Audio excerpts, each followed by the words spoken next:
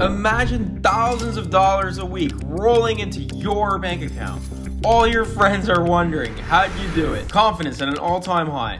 This could actually be you in a few months, bringing in real money and absolutely crushing your competition. And I know what you're thinking. I've heard this so many times. It's impossible not to nowadays. All these gurus online selling courses where they're expensive cars, lavish lifestyles, and high-rise apartments, when in reality, they only have money because of the bad courses they're selling in the first place. Let me show you why we're different. In this video, I speak to Tamim, and he reveals how he took his business from zero to over $15,000 a month with a high-value skill that anyone can learn. He used to think the same way everyone else does nowadays, but now he's making six figures at just 19 years old. Welcome back to a student spotlight interview. I'm here with another client ascension student, my man Tamim. Just starting off, who are you and what are you currently working at? We do SaaS SEO. Yeah, I've been working on this for the last 2.5 years. I actually started first as a SEO content writer. Even before that, I actually started just writing on Medium. Like I just wrote on the internet. From there, I became a content writer because I thought to myself I could do this for other businesses. And then from there, okay, so how do I scale this at this point? Because I was doing it for so long. I was like, I can turn this from a one-person team to a multiple-person team. And from there, I have people now under me writing. Is that how we do? Bro? You were a content writer, and now you have content writers working for you. I'll sometimes give them instructions or give them SOPs, and I'm like, I was literally doing this like 2 years ago. It's so crazy. I have such a similar background because I got started at an agency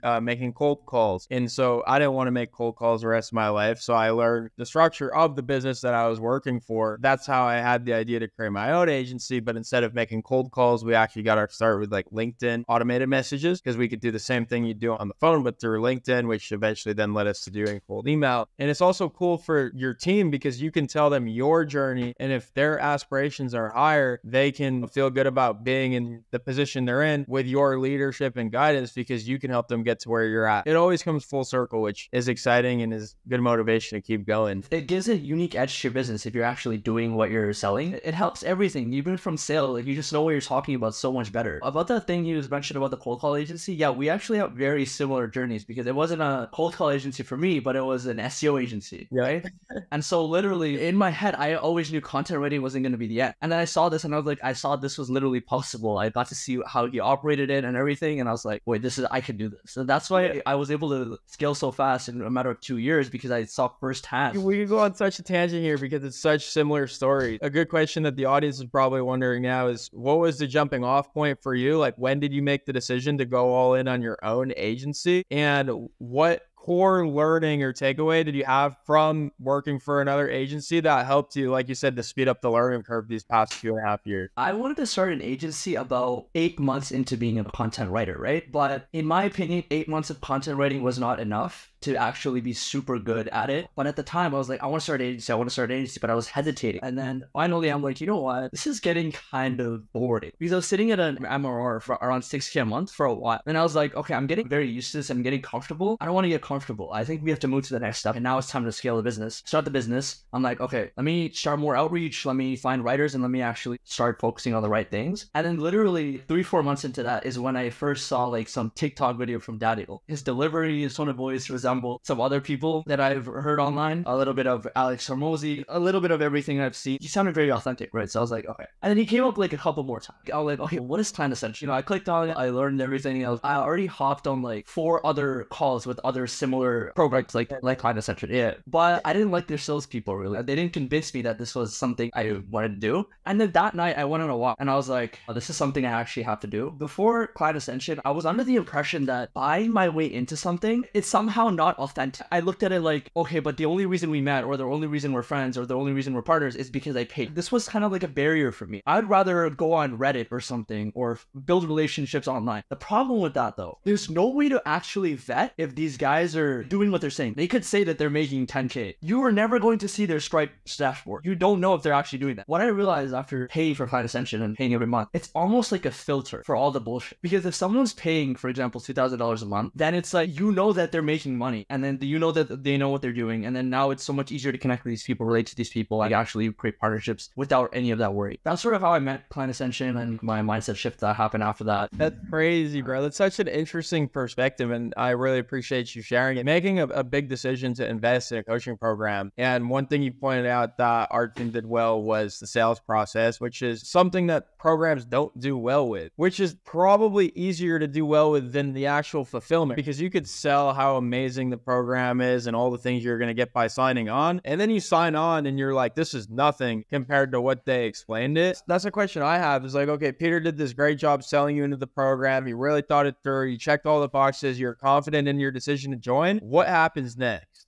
I really love the activation points, like listing it out and the checkboxes. I think that really made everything clear to me. And I was like, okay, yeah, this makes sense. We can check this, check this, check this, check this. I was going to the cold email module. I would never have been able to figure this out on my own. There might have been some YouTube video on it or something, but it would have never been with the same depth and level of thing. The only reason I've gone to the revenue I have now, almost 20K, is like literally because a lot of the clients came from cold email. And that was like very interesting to me. The concept that like someone can go from a stranger to literally paying you an absurd amount of money in the matter of like 2 to 3 weeks. That was another mindset shift that happened after joining Client Ascension. I was like, they're not just saying these things to sell the program. This is actually real. I feel like, especially with me more than perhaps other people, I have a longer time like trusting things. Even on the Client Ascension website, I saw a bunch of testimonials. And the first thought that came to my head was, no, these must be like Photoshop or something. It's kind of like what Daniel said before, like you're an internet scammer until you're proven not. I literally know the people, I talk to the people who are in the Wins channel on a day-to-day, so I know it's not bullshit anymore. You're in the Wins channel, bro. Look at I'm literally one of those screenshots. That's crazy to me. Yeah, it's crazy to think about, right? But it is totally valid too, just because the history of this industry, there's been a lot of bad players. Yeah. And I think having your guard up, it shows intelligence, but also not letting it derail your decision to invest in yourself and move yourself forward. It's just finding that balance. And so cold email is one thing that you learned, you went super deep with, and were actually able to generate results from. Is there anything else that you've been doing in your agency the past couple of weeks, past couple of months that have really made a difference that you've noticed? Staying consistent with the emails, it was very important, but also I noticed the Twitter growth hack formula, basically with the sales assets and everything. That also worked. I realized, okay, I'm paying all this money. I might as well just shut up and listen. And I know I was pretty silent in the program for like the first 2 months, but I was really just absorbing everything. Literally on the Wins channel, just reading everything, the response handling channel, which is by far one of the most entertaining channels, by the way. Shout out to Ori, yeah. Because like I'll read the shit and I'll be like, oh yeah, that was a nice response. That's it. You just score it. Like you have some free time, don't go on TikTok, scroll through the response handling chat. I basically just took the mentality that if I'm paying $2,000 a month, let me just listen and do everything word for word. And I did that. And I truly tried to understand why we're doing the things we're doing. By understanding that, then I'll actually learn the principles of it. That's awesome, bro. So you've been working on the agency for 2.5 years. You have agency experience prior to starting your own. You join a coaching program like Client Ascension. You meet a bunch of people in there. You learn a couple of things that helps to boost your revenue. What are you focused on next? Like now it's August 2023. Between now and the end of the year, like where are you focused and what do you want to accomplish? I want to scale up our marketing efforts, definitely. There's the proof of concept. I know that this works. The number one thing first is going to be scaling this. So I'm buying more domains, sending more emails,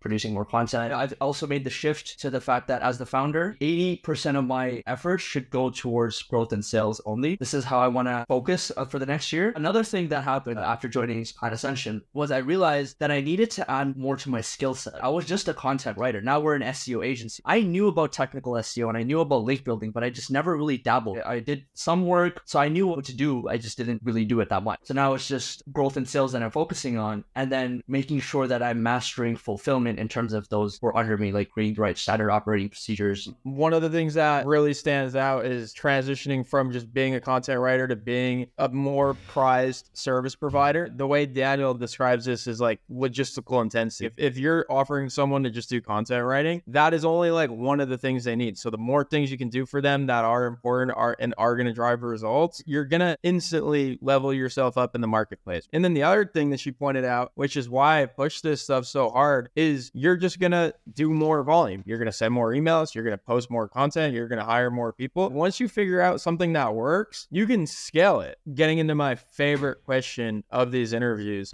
is anytime you join a coaching program, you're going to have the guys that are crushing it and just getting results that they're happy with. And then you're going to have what I call like the dark side of coaching programs, which is where students join and then for whatever reason, they don't take action, they don't go through the content, they don't show up to coaching calls, and not surprisingly, they don't get results. Talking to that section of the community, what's one piece of advice you'd give to them to help them turn things around and start to see results? So I know I said that I absorbed a lot of information quietly, but there was a period of time in Client Ascension where I paid, and then I was kind of just taking a little slow that I didn't need to. Like, I could have gone faster. And inside, I was almost a little afraid to start. But when I started Client Ascension, I still felt like I had one foot in the door, one foot out. And joining the program helped me. So the number one advice I would give, I think, is that literally just watch the content. Because what happened with me was when I watched the content, it gave me everything I had to do. And then once I had everything I had to do, it made me realize like, oh shit, I have so much to do. I just can't be sitting around. I can't waste like 2-3 hours here. Like, this is everything I have to do right now. Biting the bullet and then just opening the module and then just starting the first video and playing it and then just letting it run. And then as you let it run, just listen and be like, if I just sit here and just watch this and don't do anything about it, then I literally just threw away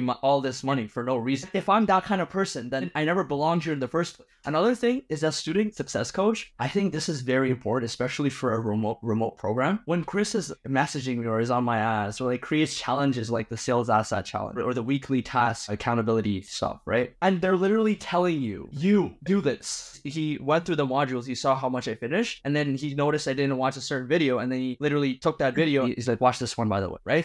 It's stuff like that that will help, but you need to show your student success coach also that you're willing to do it, and then they're going to be proactive and help you also, and like, okay, you can do this. That helps, like keeping accountable, stay in touch. If not with anyone else, if you're too lazy with anyone else, just stay in touch with the student. I'll be honest, I haven't attended a lot of coaching calls, right? So for the people that are listening who might have not done the same thing as me, it might be fair. You might have shit to do in your day-to-day, like meetings or fulfillment. Like I was hopping on the call, it's like, oh, do I do this or do I have this obligation I have to meet right away? Even then, I'm still on the Winners channel because I still, on my own time, whenever I could, watched recordings, I read the channels. So I was still absorbing, maybe not live, but I made sure that I still was. To get started, I think really just watch the content. I feel like people put that off. You might come into it expecting like someone to teach you how to do it, like do this live on a call. But no, it's the course modules, and then you watch that and then it gives you a list of to-dos basically. Last segment of like 2 or 3 minutes was a masterclass, because I think what's interesting about you is the way you consume content is not like everyone else. You're not having to go to these live calls and ask questions because you can go through the content and read the Slack. I think reading the Slack and like lurking in the different Slack channels is where the superpower comes from, because you're constantly feeding yourself information and answers to questions that other students that are also going through the same program and are also having the same goals as you are asking. And so you don't always have to be going to these coaching calls because you're getting the answers you need anyways, and you have that space on your calendar now to go out and, like you said, the most important part is to implement. That was an absolute masterclass. I appreciate you sharing and actually going through all of the content and staying accountable to your student success coach and taking action, bro, because that's why you're here today, if we're being honest. My last question for you, bro, to wrap this up is you have a lot of success in front of you in the future. So I want to make sure people watching this right now, right away, can follow you and just start to get involved with everything that you're working on. Where can they find you on social media? Where can they learn more about what it's like to work with you? I'm on Twitter at the Sastronaut. That's